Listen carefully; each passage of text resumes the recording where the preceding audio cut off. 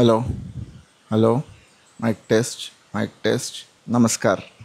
दरवर्षीप्रमाणे यावर्षीसुद्धा गणपतीचा सण साजरी करायला आम्ही माझ्या मामाच्या गावाला आलो आहोत. मामाचं गाव आहे विलिये. ते कोकणात राजापूर तालुका आहे त्यात आहे. तसं बघितलं तर ही समज आहे की वडिलांचं जे गाव आहे तेच मुलांचं गाव असणार. त्याप्रमाणे माझं गाव तुर्भे नवी मुंबईमध्ये आहे. पण लहानपणापासूनच शेती वगैरे मी कधी बघितली नाही. पूर्वी माझ्या आजोबांच्या काळात शेती असायची. आमचं घर जरी कौलारू होतं आधी, तरी आता 10-12 वर्षापूर्वी ते घर बिल्डिंगमध्ये झालेलं आहे आणि गावातली सगळीच घरं आता बिल्डिंगी झालेल्या आहेत. म्हणून लहानपणीपासूनच शाळेत जशी मे महिन्याची सुट्टी पडली तशी आम्ही सगळे मामा मामी, माझे मोठे मामा मामी, त्यांची मुलं, आम्ही आजी आजोबा आम्ही गावाला यायचो आणि मस्तपैकी 2-3 आठवडे राहायचं. आंबे खायचे, रानावनात फिरायचं, नदीवर जायचं, हे सगळं चालू असायचं. तर आम्ही लहानपणापासूनच आम्हाला सवय होती का मे महिन्यात गावाला यायचं. गावात भरपूर शेती आहे. पावसाळ्यात बघितलं तर सगळीकडे हिरवंगार असतं. झरे असतात इकडे तिकडे, व्हाळं सुटलेली असतात. तर आम्हाला खूप आवडतं. मला तर फारच आवडतं. म्हणून मी 2-3 वर्षापासून गणपतीतसुद्धा यायला लागलो. गणपतीचा सण हा कोकणात खूप मोठा साजरी केला जातो. घरोघरी सगळ्यांकडे गणपती असतात आणि 5-7 दिवस जे काय असते गौरी गणपती असतात. पूजा घेतली जाते. सगळे मुंबईचे इकडे येतात. कोणी बसमधनं येतं, कोणी ट्रेनमधनं येतं, कोणी आपल्या आपल्या गाड्या घेऊन येतात. दरवर्षी आम्ही काय करतो की पहिल्या दिवशी आमच्या इथे तुर्भ्याला काकांकडे आमचा घराचा गणपती असतो सगळ्या. तर काकांच्या गणपतीला पाया पडून आरती करून 2-3 अजून नातेवाईंचे गणपती करून मग आत्याचा गणपती असतो माझा वाघबे ठाण्याला, तिकडे जातो. तो गणपतीला पाया पडतो आणि मग सगळं करून संध्याकाळी परत येतो आणि रात्री मग बसमध्ये बसून सकाळी गावाला पोचतो, म्हणजे मामाच्या गावाला. आता गाव म्हणजे मी गावाला बोलतो तेव्हा ते माझं मामाचंच गाव आहे. पण लहानपणीपासून आम्ही येतो आहे म्हणून सवय झाली आहे त्यालाच गाव मानायची. यावर्षी आम्ही काय केलं का आईला ट्रेनमधनं प्रवास करायचा होता. कारण की या कोकणपट्ट्यात पावसाळ्यात खूप मस्त वातावरण असतं, हिरवंगार असते, शेती सगळीकडे झाली असते, झाडं मोठी वाढलेली असतात. म्हणून ट्रेनमधनं जो व्ह्यू दिसतो तो वेगळाच असतो. तर आईने मला सांगितलं होतं का आपण ट्रेनने एकदा करूया. म्हणून मी यावर्षी काय केलं, 2 महिन्यापूर्वी जेव्हा ट्रेनची बुकिंग सुरू होते, जे कोकणातली लोक आहेत त्यांना माहिती आहे का चं तिकीट तसं मिळत नाही. पण मी कसं सकाळपासून बसलेलो तेव्हा ती तिकीट मिळाली आम्हाला 3. म्हणून यावर्षी आम्ही बसनी नाही तर ट्रेनने आलो.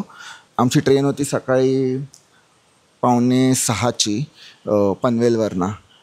तर सकाळी आम्हाला 3:30ला उठलो, आंघोळ वगैरे केली, बॅग आधीच पॅक करून ठेवलेली. मग कॅब पकडून आम्ही पनवेल स्टेशनला पोचलो. पनवेल स्टेशनवर ट्रेन टायमावरती तशी 15 मिनटंच लेट झाली. 1-2 ट्रॅक बदलावे लागले, पण बसलो शेवटी. ट्रेन चालू झाल्यावर ACचे तिकीट होते आणि बुकिंग कन्फर्म्ड होती म्हणून तसं काय आम्हाला प्रॉब्लेम झाला नाही. असं ऐकलं होतं का गणपतीमध्ये बसायला जागा भेटत नाही वगैरे, पण आम्हाला तसं काही वाटलं नाही. आमची तिकीट कन्फर्म्ड होती आणि आई, वैष्णवी, माझी बहीण आणि मला जागा भेटली. जरा लेटच झाली. जरी ती ट्रेन सुरू टायमावर झालेली 6:10ला आम्ही बसलो, सुरू झाली पनवेलवरनं, तरी ती दर स्टेशनला थांबत गेली आणि मग लेट होत गेली. मला वाटतं जादा गाड्या सोडल्या होत्या म्हणून जरा सिग्नल जास्त लागले होते. तर जी ट्रेन राजापूर स्टेशनला 12 वाजेपर्यंत पोचायला पाहिजे होती तीच पोचली 3 वाजता. 3 पावणे 3ला आम्ही पोचलो. 3 तास लेट झाली, पण ए सी होती म्हणून काही एवढा आम्हाला काही त्रास झाला नाही. झोपायचा प्रश्न नव्हता जास्त, तरी आम्ही 1-2 डुलक्या घेतल्या 15-20 मिनटाच्या. बाहेरचा व्ह्यू एकदम मस्त होता. मग राजापूरला आम्ही पोचलो. 3 वाजेपर्यंत राजापूरला पोचलो. राजापूर रोड हे स्टेशनचं नाव आहे. जरी ते राजापूर रोड असलं तरी आमच्या गावापासून, वेलिया गावापासून ते 20-25 एक किलोमीटर लांब आहे. म्हणजे आम्हाला पाऊण ते 1 तास लागतोच गावावरनं स्टेशनला जायला किंवा स्टेशनवरनं घरात यायला. चुलत मामा आणि इकडचा चुलत भाऊ ते दोघं आले होते आम्हाला न्यायला आणि स्टेशनला थांबली होती.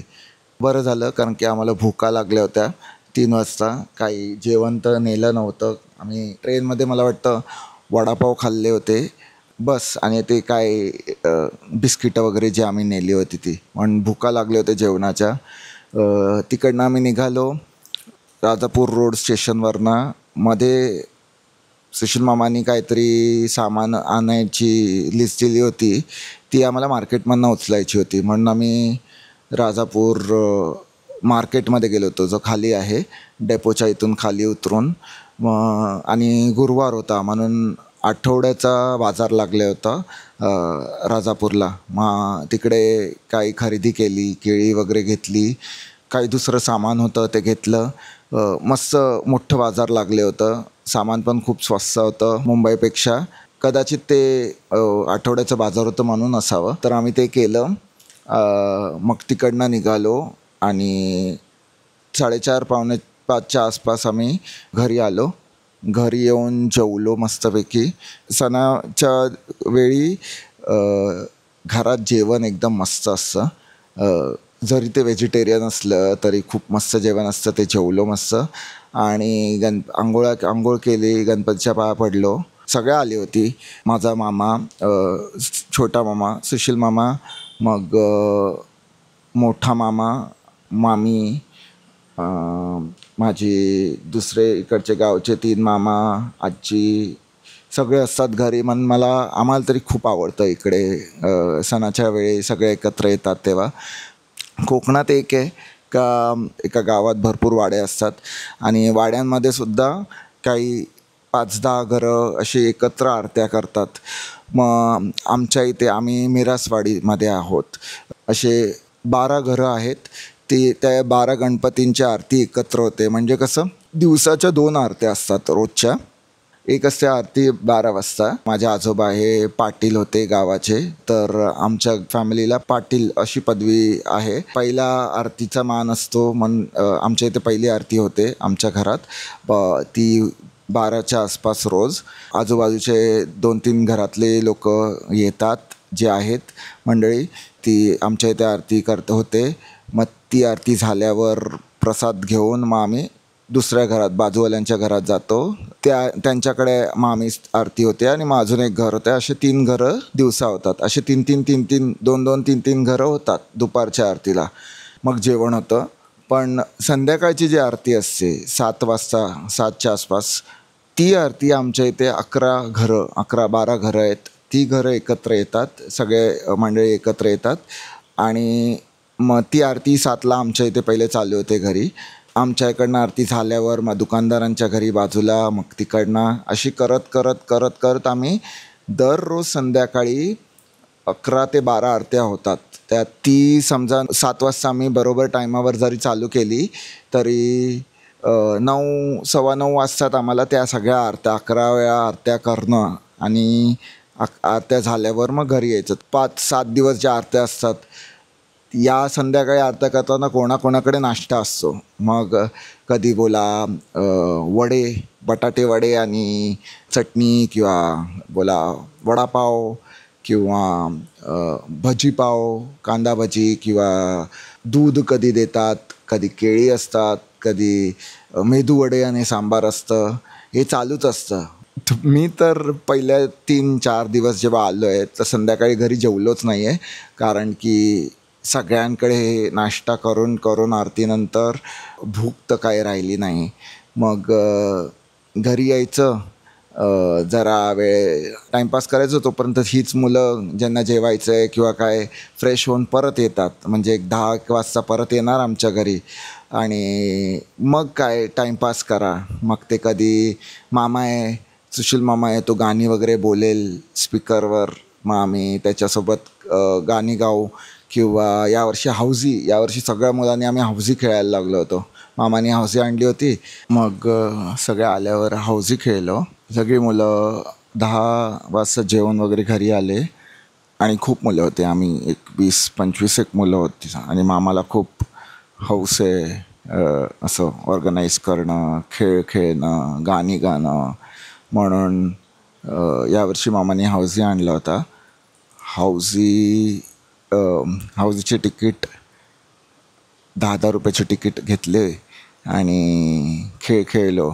1-2 गेम नंतर मुलांना एवढं आवडलं का आम्ही 12-1 वाजेपर्यंत खेळत बसलेलो.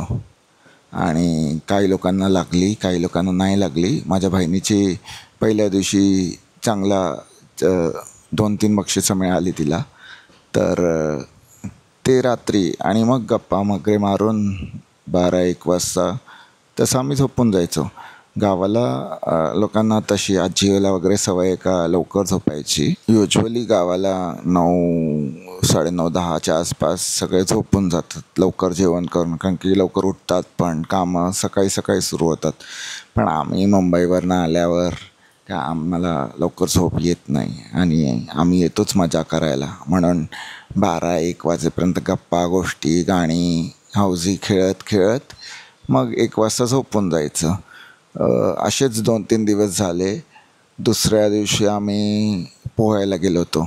तर वरती आहे ना जंगलात एक चिऱ्याची खाण आहे, जिथून चिरे काढलेले. तर तिकडे असा तो खड्डा झालेला आहे आणि मग त्याच्यात पाणी साचतं पावसाळ्यात. आम्ही त्याला मग तळ्यासारखंच वापरतो. आम्ही त्या तळ्यावर गेलो होतो वरच्या पोहायला. मजा आली तिकडे, कारण की पाणी स्वच्छ असतं, थंड एकदम, जी मजा आम्हाला मुंबईला भेटत नाही. तर तिकडे पोहलो. नंतर ठरलं की आपण वरती वॉटरफॉल आहे तिकडे जाऊया. तर वॉटरफॉल आपल्याला असं वाटतं शहरातल्या लोकांना का वॉटरफॉल म्हणजे किती मस्त आहे, पण इकडे दर ठिकाणी, कारण की डोंगरावरच घरं आहेत, असे वॉटरफॉल भरपूर येतात. पावसाळ्यात तर भरपूरच असतात. तर वरती असे 2 वॉटरफॉल आहेत. आम्ही तिकडे एका वॉटरफॉलवर गेलो होतो. तसं तर रस्ता तो खूप सोपा नव्हता, सगळं बुळबुळीत झालं आहे आणि जंगलच आहे ते, म्हणजे असं काही साफ केलेला रस्ता बनवलेला नसतो. तर दगडांवरून चालून, मोठमोठ्या दगडांवर उलटं चढून, घसरून पडून आपटून, पाऊस होता भरपूर. ते करून करून आम्ही वर चढलो. पण एकदा चढलो वरती की मस्त होतं. पाऊस, वरून मोठा धबधबा होता. पाणी एकदम जोरात लागत होतं अंगाला, पण मजा ती आपली वेगळीच. थंडगार पाणी, खाली गप्पा मारत मस्त एकदम भिजलो. पाऊस पण सुरू होता. फोटो वगैरे काढले आणि मग अर्धा 1 तासाने तिकडनं निघालो. परत त्याच वाटेने हळूहळू उतरत, घसरण पडत माझा पाय आपटला आहे चांगलाच पहिल्याच दिवशी, दुसऱ्याच दिवशी. आणि तर पण ती वेगळीच मजा आहे हे करण्याची.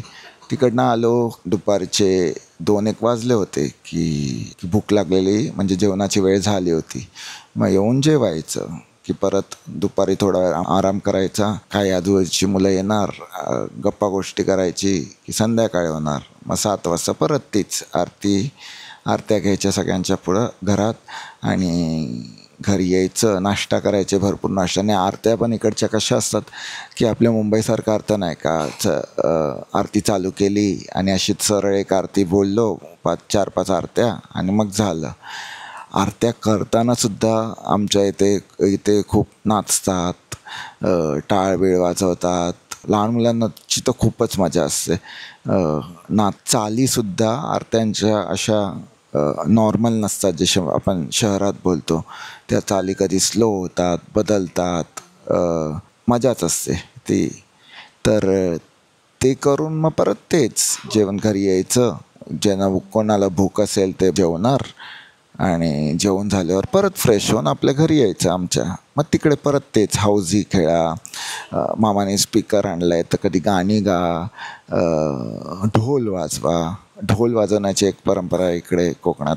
तर आमच्या घरी वाडीचे ढोल असतात, ते ढोल काढायचे, साफ करून ते वाजवायचे, जोरात वाजवायचे. आणि इकडे असं नाही का रात्र आहे सणाच्या दिवशी कोणी ऑब्जेक्शन घेत नाही किंवा असं. इनफॅक्ट सगळेच सहभाग घेतात त्याच्यात.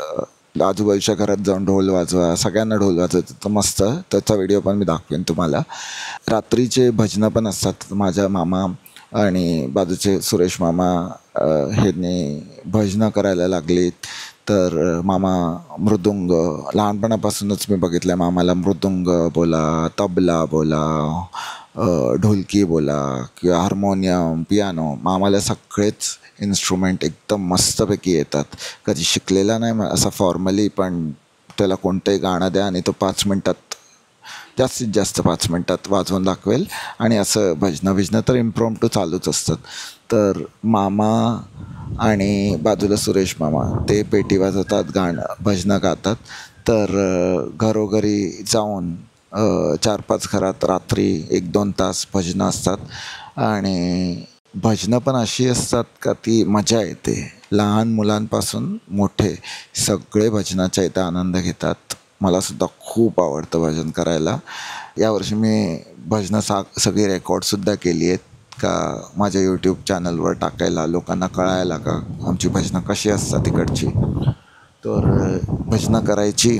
मग भजनानंतर नाश्ता वगैरे असतो. आणि भजनातसुद्धा मजा असतं. असं नाही का बसलो आहे तर त्याच्यात देवाची गाणी असतात, गवळणी असतात, टाळबीळ वाजण्याचा. मग तिकडे असं भरपूर मस्त मजा येते. ती झाल्यावर मग काय रात्रीपात गप्पा गोष्टी करा आणि झोपा. हे असे 4-5 दिवस असेच जातात.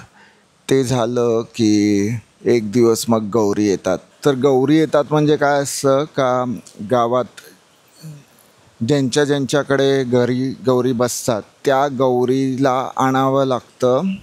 एक वाडीच्या बाहेर पर्यावर जाऊन एक ठिकाण आहे, तिथे बायका जातात, पूजा करतात. आणि पूजा करून मग असं बोलतात का तिकडून गौरीला ॲक्च्युली इन्व्हाइट करतात घरी. मग ते तिकडे पूजा करतात, आरती करतात आणि मग तिकडनं गौरीला घेऊन मग घरी येतात. मग त्या दिवशी गौरी घरी येते. दुसऱ्या दिवशी काय करतात, जेव्हा गौरीचा पूजन असतं तेव्हा गौरी बनवतात. गौरीचं तर बनवणं म्हणजे एक मुखवटा असतो. त्या मुखवट्याला मग बांबूला लावून मस्तपैकी साडी नेसवून दागिने घालून सगळ्यांच्या घरी गौरी येतात आणि मग गौरीचं पूजन केलं जातं. गौरी पूजनाच्या वेळी कोकणात एक हे असतं का गौरीला, गणपतीला नाही तर गौरीला मटणाचा प्रसाद दाखवला जातो. प्रथा ही सुद्धा आहे का. ओके, पाऊस पडायला लागला आहे म्हणून मी थांबवतो आणि पुन्हा सुरू करतो. तर मग असं मग गौरीचं पूजन होतं. पूजा करतात, तिला नैवेद्य असं दाखवत नाही, पण ती प्रथा आहे का घरी मग जेवण, मटणाचं जेवण असतं. तर कधी कोणी चिकन आणतात तर कोणी बकरा आणतात. तर आपापल्याप्रमाणे माझ्यानुसार लोक श्रावण ठेवतात. श्रावणात मांस मच्छी खात नाही, उपवास करतात. आणि त्यानंतर लगेच गणपतीसुद्धा येतात म्हणून गणपतीत पण खात नाही. मग मला वाटतं असं, कारण की लास्ट दिवस असतो, सेकंड लास्ट दिवस असतो गणपतीचा, तर आपला उपवास सोडायला अशी प्रथा असावी. पण काही दुसरी स्टोरी असेल तर तसं आमच्या घरी पण मटण होतं. तो लास्ट दिवस असतो कारण की दुसऱ्या दिवशी मग विसर्जन होतं. तर मग आमच्या घरी प्रथेनुसार सगळी मंडळी येतात वाडीतली आणि भजन झालं की मग रात्री महाआरती. तर एक जेवून मग 10-1 वाजेपर्यंत घरी आले, भजन झालं.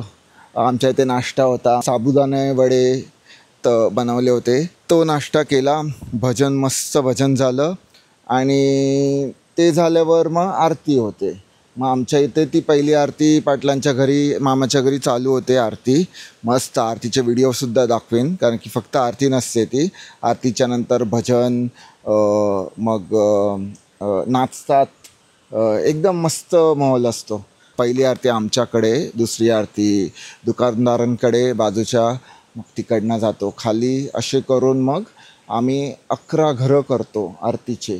आणि या आरत्या वेगळ्याच असतात. म्हणजे तर सुरुवात जी होते 12च्या आसपास ती संपते सकाळी 3, 4, 5 वाजेपर्यंत. म्हणजे सगळ्यांच्या घरी जायचं, सगळ्या 11 घरांकडे आरती करत, ढोल वाजवत. असं नाही का फक्त आरत्या, ढोल वाजवायचे आरतीच्या आधी, आरतीच्या नंतर.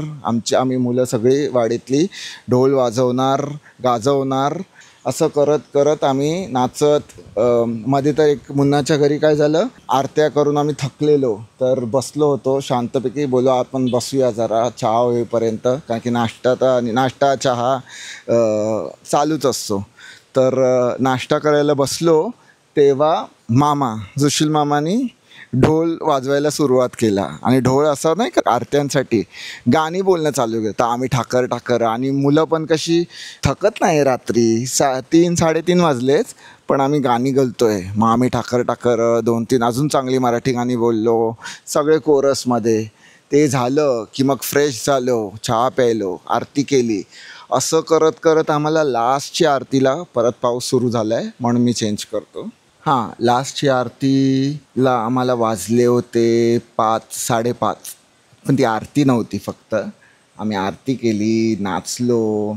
कीर्तनाला जसे देवाचं नाव घेऊन नाचतात वगैरे, गजर करतात, तसं आम्ही नाचलो होतो तिकडे. ते झाल्यावर आणि असं नाही का थकले पाय दुखत होते, पण तरी नाचायचं. आरती ही नाचत नाचत होती. महाआरती जेव्हा होते ती नाचत नाचतच व्हायला पाहिजे. यावर्षी आहे ना, सचिनने, म्हणजे सचिन माझा मामा, त्यांनी टी शर्ट छापले होते.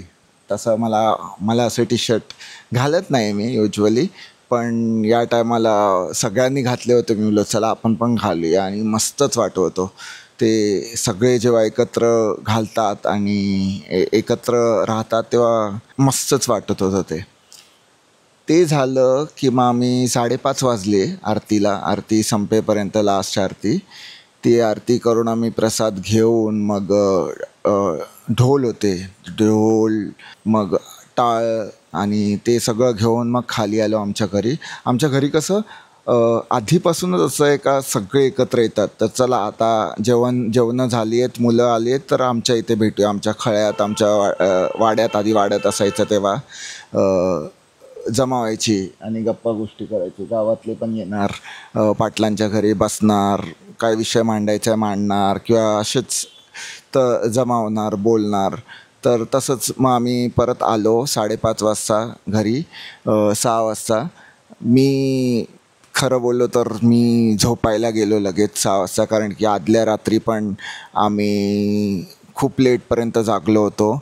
आणि त्याच्या आदल्या रात्री पण, पहिल्या दिवशी जेव्हा मी आलो होतो रात्री, तेव्हा पण आम्ही रात्री हौजी खेळल्यानंतर मुलं बोलली चला जाऊया. सूरजला CNG भरायची होती गाडीत. गाडी आम्ही काढली नाही, कारण की गाडी अडकलेली तिथे पार्किंगमुळे. पण मग फिरायला तर जायचं होतं, म्हणून सुशील मामाची गाडी घेऊन आम्ही CNG भरायला गेलो होतो. डिझेलच्या गाडीमध्ये CNG भरायला गेलो होतो. नाही, मामाला सांगितलं होतं आम्ही फिरायला चाललो आहे जरा.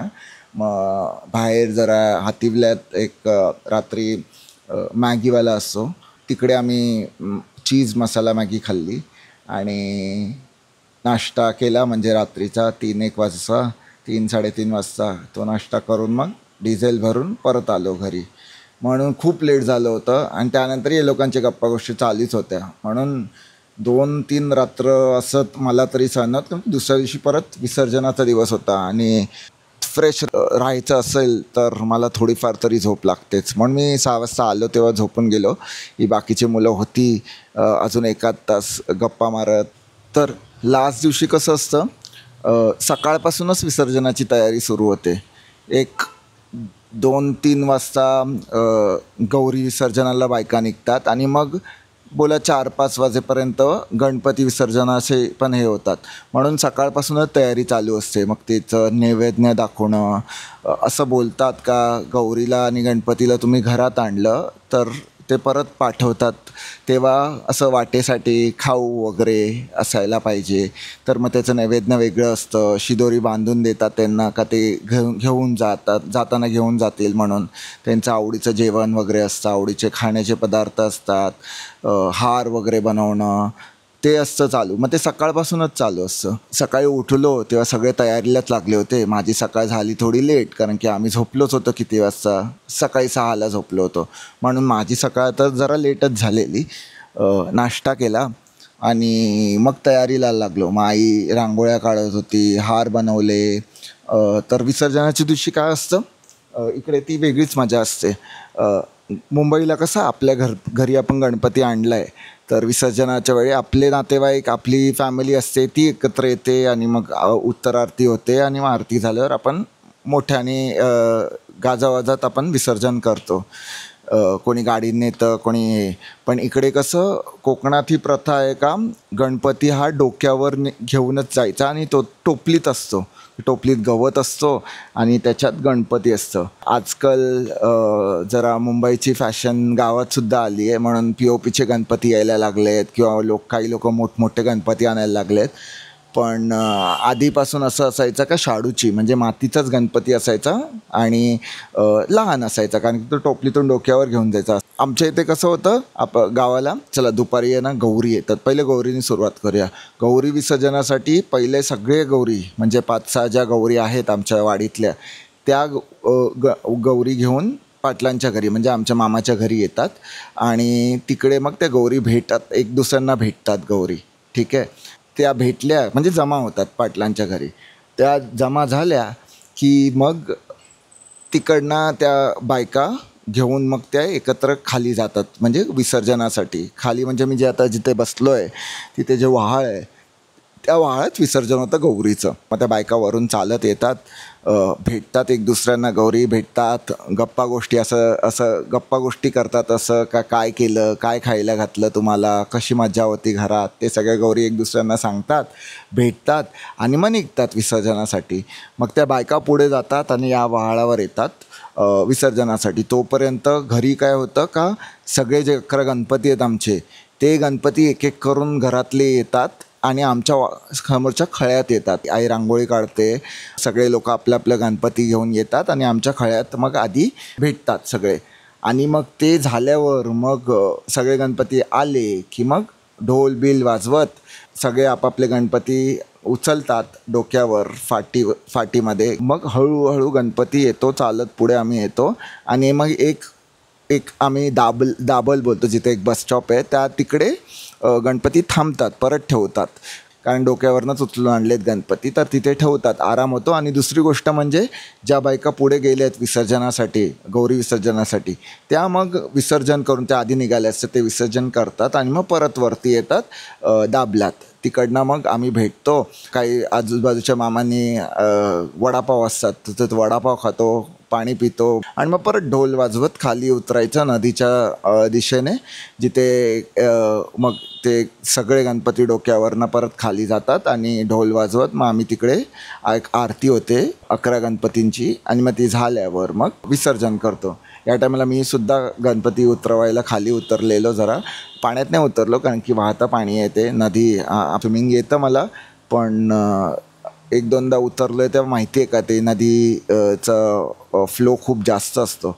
म्हणून असं जेव्हा सगळे तेव्हा नको आणि गणपती उचलून सोडताना तरी नकोच, म्हणून मी जरा वरच होतो, गणपतीला हात लावायला वरती उतरवायला मदत केली आणि मग तसं विसर्जन झालं आमचं.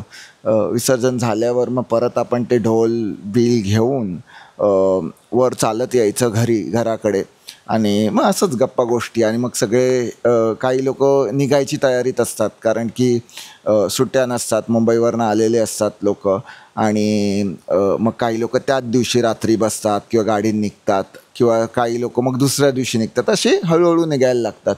पण मग तेच होतं डिस्कशन सगळ्यांचं की इतके दिवस 4-5 दिवस आम्ही एकत्र आहोत, यावर्षी तर 7 दिवस एकत्र होतो, मुलं बोला, मोठी बोला, एकत्र आले, एकत्र सगळं सण साजरी केला आणि मग निघून जाताना मग असं वाईट वाटायला लागतं का हां बाबा आता परत कधी भेटू. गाव परत शांत झालं. जे गावाकडे राहतात दुर्गेशसारखी मुलं त्यांना मग एकटं एकटंपणा वाटायला लागतो. हो. लास्ट दिवशी आम्ही मुलं काय करतो का विसर्जन झालं ना की घरी आलो आणि घरी आल्यावर आमच्या इथे जरा भेटून मग फ्रेश होऊन, कारण की पाऊस भिजलो होतो यावर्षी आम्ही पूर्ण, तर पाऊस आला मध्येच, तर भिजलेले ते कपडे काढून जरा फ्रेश होऊन परत मग आलो घरी 7:30 वाजता, बोलवलेलं सगळ्यांना मुलांना. तर आमचा प्लॅन असतो का बाहेर जायचं आणि एकत्र, कारण की सगळे निघणार असतात, तर थोडं काहीतरी जेवून चायनीज वगैरे. तर गावाला कसं चायनीज म्हणजे मोठी गोष्ट असते ना, नाही तर आपण घरीच जेवतो. असं नाही का घरातलं जेवण चांगलं नाही, मस्तच असतं, पण बाहेर जाणं, एकत्र जाणं किंवा हॉटेलमध्ये जाणं हे गावात जरा नवलच आहे.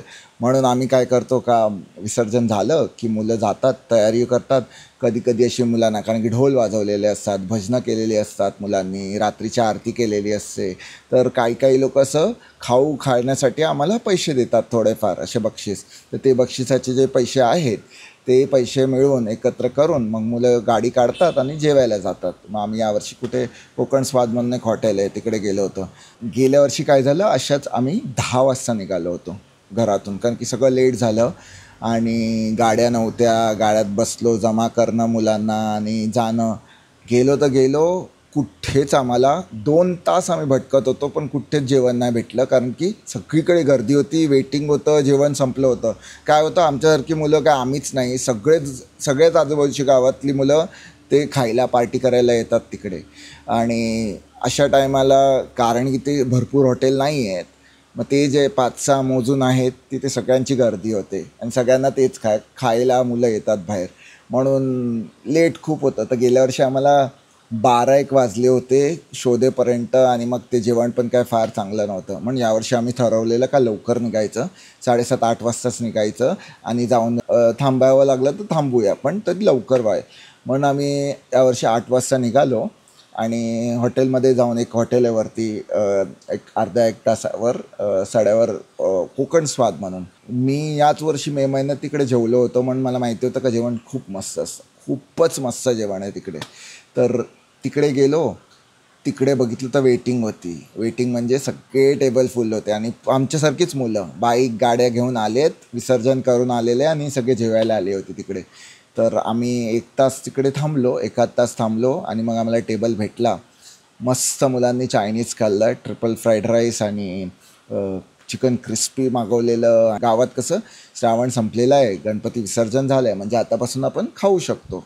तर म्हणून आम्ही चिकन खायला तिकडे गेलो होतो, चायनीज खाल्लं मस्तपैकी, आईस्क्रीम खाल्लं आणि मग हळूहळू गाड्यातून फिरून चढ्यावर आलो. तिकडे मध्ये आम्हाला एक कोल्हा दिसला मस्त, रात्र होते कारण की, आणि एक अजून एक प्राणी दिसला जो मांजरीसारखाच होता पण जंगलातला होता, मोठा होता जरा, तो दिसला. मग असं हळूहळू करत मग घरी आलो तर सगळ्यांना बाय बोलायचं. काही लोक निघायला लागली, त्याच रात्री काही लोक दुसऱ्या दिवशी सकाळी निघणार होते. असं करून मग रात्री गप्पा गोष्टी करत आमचा गणपतीचा सण गावात संपला. तर हो, मला यूट्यूब चॅनल सुरू करायचंच होतं, पण हे कळत नव्हतं का कशाबद्दल बोलावं आणि कोणत्या भाषेत बोलावं किंवा काय कॉन्टेंट असेल. तर मी बोललो आता कोकणात आलोच आहोत, गावाला आलोच आहोत, तर ही स्टोरी टाकूया, सांगूया का आमच्या मामाच्या गावाला कोकणात राजापूरला गणपतीचा सण कसा साजरी केला जातो आणि काय काय होतं. तर तुम्हाला जर आवडलं असेल तर शेअर करा, लाईक करा आणि तुमच्या मित्रांनासुद्धा दाखवा. धन्यवाद.